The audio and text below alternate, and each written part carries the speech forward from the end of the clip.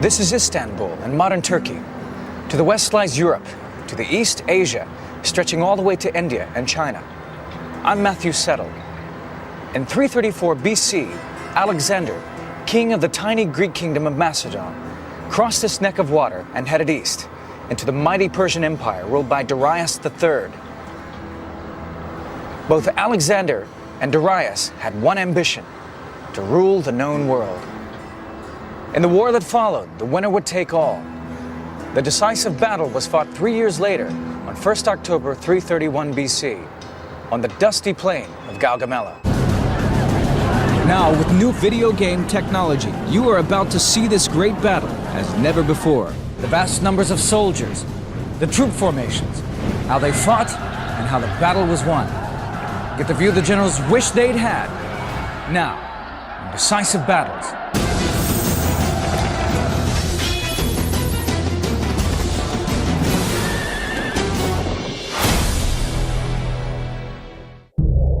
The chain of events that led to this great battle began far away from the dusty plains of Persia.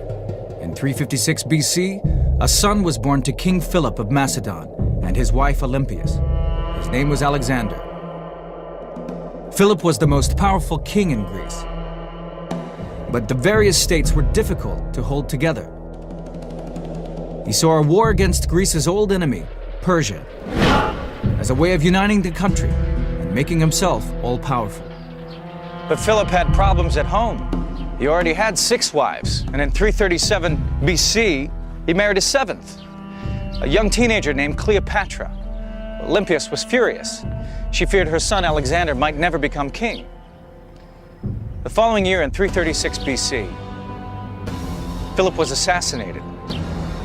Everyone suspected that the murder was organized by Olympias, and as she'd hoped, her 20-year-old son Alexander inherited Philip's throne and his ambition to conquer Persia. I think Persia was the dragon that he needed to slay. It was like sacking Troy times 100. The Persian Empire was vast, stretching all the way from modern-day Turkey, through Iraq and Iran, to Afghanistan and northern India. But this spurred Alexander on.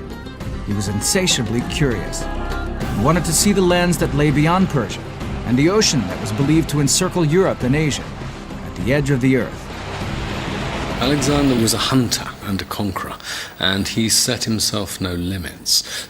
His first task was to defeat the existing Persian Empire. Second task, to recover the old Persian Empire, which he would have known about, which extended over the Hindu Kush into what's now Pakistan.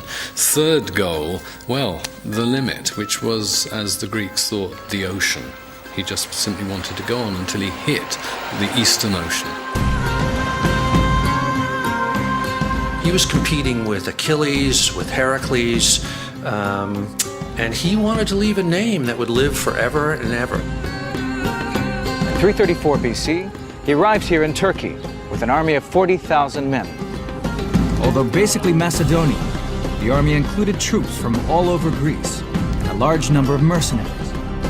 At its heart were the companion cavalry, an elite unit of around 1,600 men.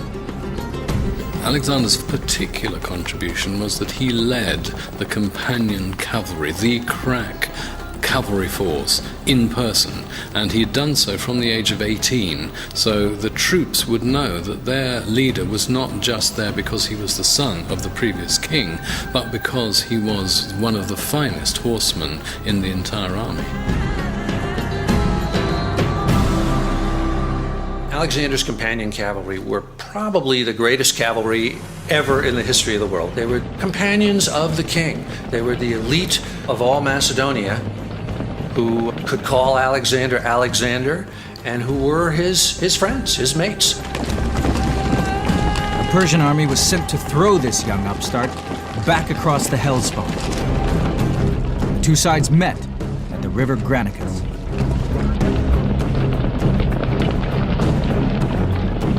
Alexander led the cavalry charge across the river. He rode straight for Mithridates, the son-in-law of Darius, and plunged his lance into his face, killing him outright. Then 2 Persian generals attacked Alexander, One dented his helmet with a sword swipe, but was killed by Alexander. The second general came at him with an axe, but as he raised it, his arm was cut off at the shoulder by one of Alexander's companions. The rest of the Macedonian cavalry and infantry raced across the river. The Persians turned and ran.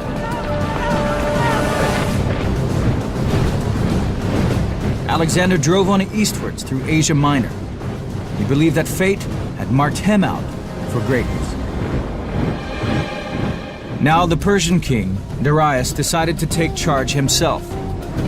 He raised another army and met the Macedonians in November 333 BC at Issus. Darius heavily outnumbered Alexander, but the battleground was not large enough for him to use his superior force to advantage. Once again, Alexander's cavalry smashed through the Persian line. Darius fled with such haste that he left his mother, wife, and daughters behind. They became Alexander's captives. Meanwhile, thousands of Persian troops were cut down as they made their retreat. These victories made Alexander the master of all those lands to the west of his advantage. These now included Egypt, which Persia had ruled for 200 years. He traveled there, and as Egypt's new pharaoh, founded the city of Alexandria. He then made a pilgrimage to the shrine of the god Ammon. This was at the Siwa oasis, near the border with Libya, and involved a trek of several hundred miles across the desert.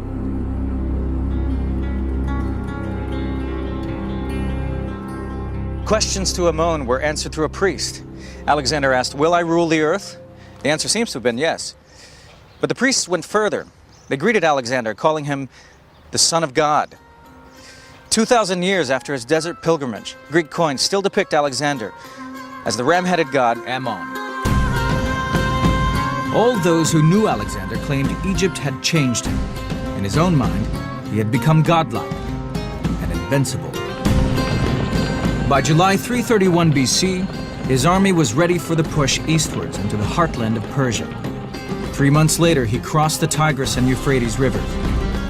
Darius was waiting for him on the plain of Gaugamela. The Persian king had learned from his defeat at Issus. Gaugamela, which means the camel's house, was absolutely flat. Darius chose to fight here so that he could use his cavalry and chariots to full advantage. He would gamble everything on stopping Alexander once and for all. For if his army was defeated here, the entire Persian Empire would have a new ruler, Alexander the Great. It is 331 BC. Alexander the Great is battling against the army of Darius of Persia. At stake, control of Asia, and the Black Sea to the borders of India. Darius, his army was huge, 250,000 men, outnumbering Alexander's 5-1. Curtius Rufus, a historian of the time, described how the Persian army snaked across the desert. First came the cavalry, drawn from all parts of the empire. Next in line were crack infantry troops, known as the Immortal, so called because their numbers were never allowed to drop below 10,000. 10,000 spearmen, then 30,000 foot soldiers, and 400 of his own royal horses. 600 mules and 300 camels carried the king's treasure, which in today's terms would be worth over $3 billion. Alexander's army in comparison was rough and ready, and much smaller. 40,000 infantry and 7,000 cavalry. It was a confident army. Alexander, at the head of his companion cavalry, led from the front. The Macedonians really were a band of brothers. They really were companions. Every night they would eat together, dine together, drink together. They were, if you look down the rolls, there was brothers, cousins, uncles. Everybody was related to each other by marriage, by blood. And you know that Alexander just loved these guys, and they loved him. The flat plain at Gaugamela was well suited for chariot warfare, but Darius went one further and had the ground leveled out to provide runways for his charioteers. This would be a huge set-piece battle, the kind the Persians had trained for. The vast battlefield would allow Darius to send all of his troops into action and use his 5-1 advantage to smash Alexander. A key objective was to break up the massed spearmen of the phalanx. This was notoriously difficult to do. If Darius had a plan, Scythed chariots. These were standard chariots with long, sharp blades attached to the wheel hubs, capable of separating a man or horse from its legs. They were driven at speed into massed infantry, with one aim: breaking up enemy ranks and creating gaps for their own cavalry and infantry.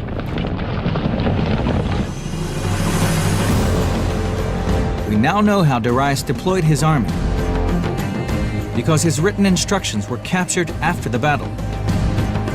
On the left wing were Bactrian and Scythian cavalry from the steppes of Asia. Their job was to halt the charge of the companion cavalry.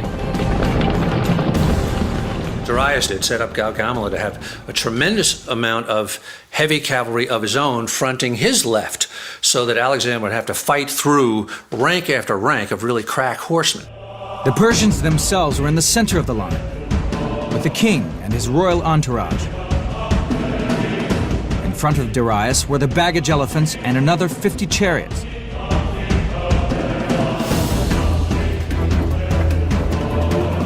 On the right wing were troops from Syria, Mesopotamia, and the Persian Gulf, and 100 charioteers in scythe-wheeled chariots. Like all Greek commanders before him, Alexander organized his infantry in a phalanx formation. These blocks of troops presented a wall of spears to the enemy. The first 5 ranks leveled their spears to the front, while those to the rear held their spears at 75 degrees to deflect incoming javelins. But unlike previous commanders, he combined the power of the phalanx with the flexibility of a fast-moving cavalry attack. The Macedonian army, as developed by Philip first and perfected by Alexander, was really like the smart bomb of the ancient world. It was light years beyond the Greek phalanx, which was essentially just heavy infantry advancing in a solid front and beating each other's brains out. It was a style of battle that's sometimes called sword and shield battle. The Macedonian phalanx functioned as a shield, and the companion cavalry acted as the offensive sword. At Gaugamela, Alexander organized a phalanx of Macedonians with cavalry on either side, but he also placed a rear phalanx behind them, made up of mercenaries and allies. He knew that his own adventurous cavalry tactics could leave his infantry vulnerable to attack from the flanks and the rear. This second phalanx would deal with such a threat. Alexander didn't seem to suffer from pre-battle nerves. In fact, he overslept. It was high noon by the time he joined his troops.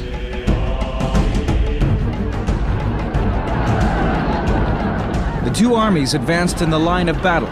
Darius had the terrain on his side. The wide plain was perfect for him to deploy his superior numbers, and of course his cavalry. At 5-1, the Persians far outnumbered Alexander. In order to avoid being outflanked, Alexander led his cavalry off to the right, towards the edge of the Persian line. Darius' cavalry moved off in the same direction to keep pace with Alexander. These outflanking maneuvers worked to Alexander's advantage, drawing both sides away from the ground which had been specially cleared for Darius' chariots.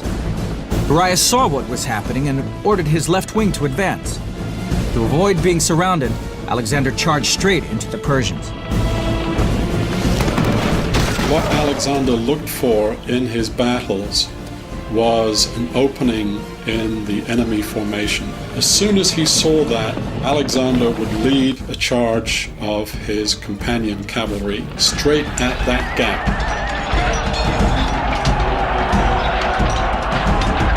The Battle of Gaugamela was underway. It was big in every sense. 300,000 men fighting over miles of desert, with the Persian Empire as the prize. Alexander's charge seemed suicidal. It was a terrible struggle, with the Macedonians heavily outnumbered. Well, they always say that when you're fighting against superior odds, it's like wrestling a bear. You got to get your blade into his heart before his paws wrap around you and crush you to death. The cavalry battle left the Macedonian phalanx unprotected. Darius decided that now was the moment to smash it apart with his side-wheeled chariots. 100 of them stood ready to be launched against the Macedonian spearmen. Once the phalanx was broken, Darius's army could encircle Alexander and his cavalry, and the young king's Persian adventure would come to a bloody end. It is 331 BC. Alexander the Great is battling against the army of Darius of Persia. At stake, control of Asia, from the Black Sea to the borders of India. Darius has decided to send his scythed chariots into action. The charioteers raced toward the Greek phalanx. Ahead of them was a wall of razor-sharp spears.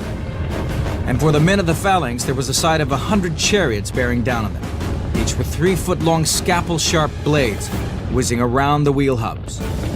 But Alexander's battle-hardened troops held their nerve.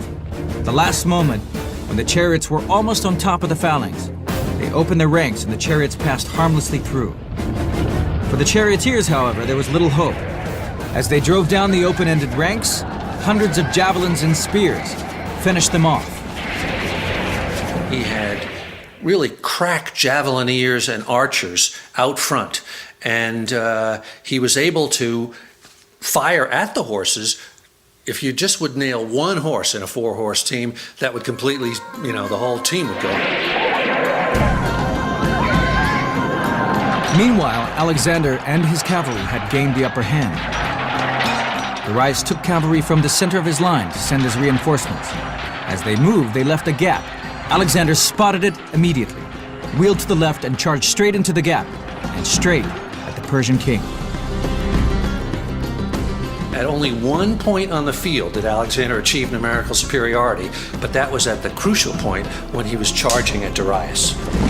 The Macedonian phalanx followed right behind Alexander. The Persian battle line was broken. Once again, Darius turned and fled. When the rest of his army saw their king and his entourage fleeing, they naturally figured, well, if he's fleeing, why are we still standing here, risking our lives? But the battle was far from over. Part of the Persian cavalry managed to break away and attacked Alexander's left-wing cavalry. And if that wing of Alexander's army were to have given way, particularly given way soon, that would have unhinged Alexander's whole battle plan and probably prevented him from winning a victory, if not led to outright defeat. But once again, the brilliance of Alexander's tactics saved the day. He had created the rear phalanx for just such an emergency. Now it swung into action and came to the rescue, pushing back the Persian cavalry. When the word got out that Darius had run away, the huge Persian army began to retreat. Now the whole Macedonian army rushed forward on the heels of the Persians. Darius abandoned everything as he fled for his life. At Issus, he had left his wife and his daughters. This time at Gaugamela, vast amounts of treasure, weapons, and even the royal chariot were left behind. But Darius had gotten away again. Casualty figures in ancient battles often owed more to propaganda than to fact. The Greek historian Arrian reports that Alexander lost only 100 men, while Darius lost 300,000. Even allowing for such huge exaggeration, the Persians would have suffered very heavy losses. Armies suffered their worst casualties when in full-scale retreat. Alexander pursued Darius for 9 months, but the two would never meet again. Darius was stabbed by one of his own generals and left by the roadside to die. Alexander wrapped his own cloak around the dead king. He had Darius's murderers executed and gave him a royal funeral. Gaugamela was the most important victory that Alexander won, in that it broke the organized resistance of the Persian Empire. After Gaugamela, Alexander was unstoppable. He and his companions from the tiny kingdom of Macedon swept on through Persia. 1 year later, they were in Afghanistan. 4 years later, they crossed the Hindu Kush mountain range and invaded northern India. Alexander was fulfilling the prophecy of the priests of Ammon. He was close to becoming master of the known world. In 323, Alexander returned to Persia. One night, he attended a drinking party. he suddenly yelled and complained of a pain that felt like a spear in his chest. He lapsed into fever. Barely conscious, he was asked to whom he would leave his kingdom. He replied, "To the strongest." If anyone deserves the right to be judged by the standards of his own time and not by our standards, it's Alexander. He fought as a hero. He was not a cold-blooded, calculating general like, say, Caesar or even Napoleon to some extent. He was there in the forefront on his horse, Bucephalus, charging right in there, and he believed that that was what it was all about. On June 11th, he died at the age of 32. He wasn't a god after all. His body was covered in the scars of battle. He had been seriously injured 8 times and wounded by every form of weapon: sword, spear, arrow, and javelin. His body was embalmed by Egyptians and taken not to his homeland of Macedonia, but to Alexandria, named after the greatest commander the world had ever seen. His empire did not survive him. No one man was strong enough to inherit his mighty legacy. Instead, it was divided among his generals. Never again would one man conquer so much.